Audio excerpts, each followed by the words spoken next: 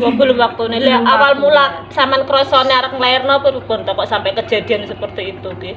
Nika kula mulai jam 6 pagi sudah mengeluarkan flek tapi cuma satu tes ngoten tok. Setelah itu saya nggak mengeluarkan flek lagi. Setelah duhur itu saya sudah mulai mengeluarkan flek. Nah, mulai mengeluarkan flek niku kula nggih sudah merasa sakit. Keluar darah sakit, gitu, flek ya. itu keluar darah. Flek itu keluar darah ya, tapi itu rasanya sakit. Terus mulai asar, niku terus mengeluarkan terus pada duhur mau keluar darah, terus sampai asar, sampai maghrib, sampai isya niku pokoknya sakit. Tapi duhur, asar, maghrib, isya tadi kula nggih melaksanakan sholat, tapi carane sholat kula niku memakai pembalut soalnya kula kan takut nek waktu sholat darahnya keluar, makanya saya memakai pembalut. Nah setelah sakit niku setengah 4 pagi niku saya dibawa ke bidan. Nah niku perkiraan lahirnya niku jam 4.15 menit 4.20 menit kira-kira niku bayi saya sudah lahir. Jarak 5 menit lagi bayi yang kedua lahir. Semua normal. Nanti sing sampean ku perut sakit iso salat, Mbak?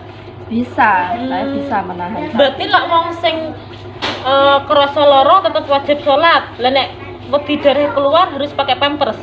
Ngono carane salat. Aku tanya. Sebetulnya pemahaman saya seperti itu, tapi nggak tahu ya nanti. Soalnya kan aku gak ero lah, sampeyan kan aku jek pengen meteng nek engko lak menawa aku sakit arep salat kan berarti tangguh pampers.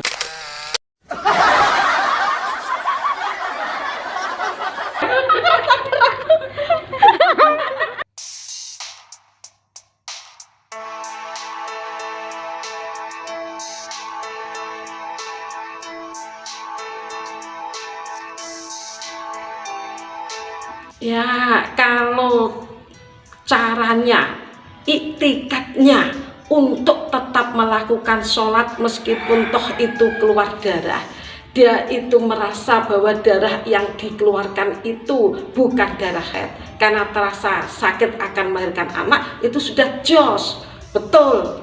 Karena kebanyakan para wanita itu dikira kalau sudah keluar darah menjelang melahirkan itu kan dikira sudah tidak kewajiban melakukan sholat. Nah kasusnya yang ini jos itu, walaupun dia mengeluarkan darah karena terasa sakit akan melahirkan anak, dia itu tetap berusaha melakukan sholat, hanya caranya saja yang salah. Nah salahnya bagaimana?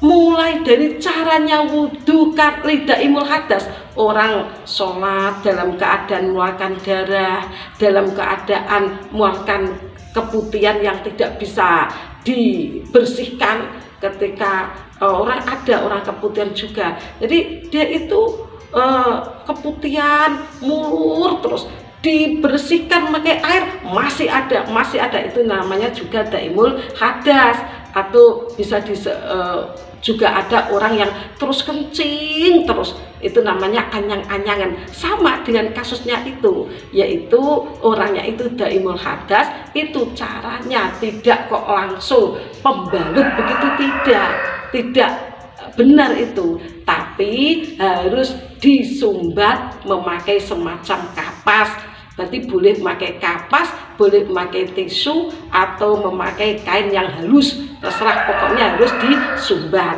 Jadi nomor 1 itu dibersihkan dulu. Setelah dibersihkan otomatis kan diguyur dengan air, memakai air itu otomatis. Kemudian disumbat. Setelahnya disumbat kok darah sudah tidak keluar di luarnya sumbatnya, misalnya sumbatnya pakai kapas sudah tidak keluar jebret di luarnya kapas, sudah tidak wajib memakai pembalut. Jadi kok langsung memakai pembalut itu tidak sah, tidak benar. Jadi harus disumbat dulu. Kalau sudah disumbat kok sudah cukup, malah tidak perlu memakai pembalut. Lah kemudian wudhunya saja itu niatnya juga salah.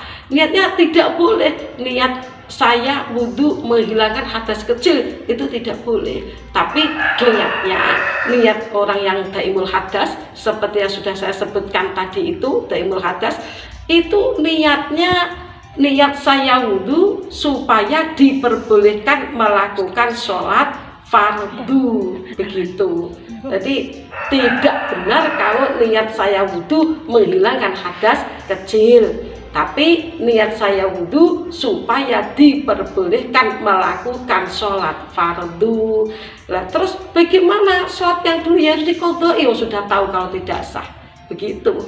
Caranya iktikadnya jos, walaupun mengeluarkan darah dia tetap sholat dengan dibalut. Itu jos iktikadnya mau melakukan sholat. Tapi sayangnya caranya yang salah.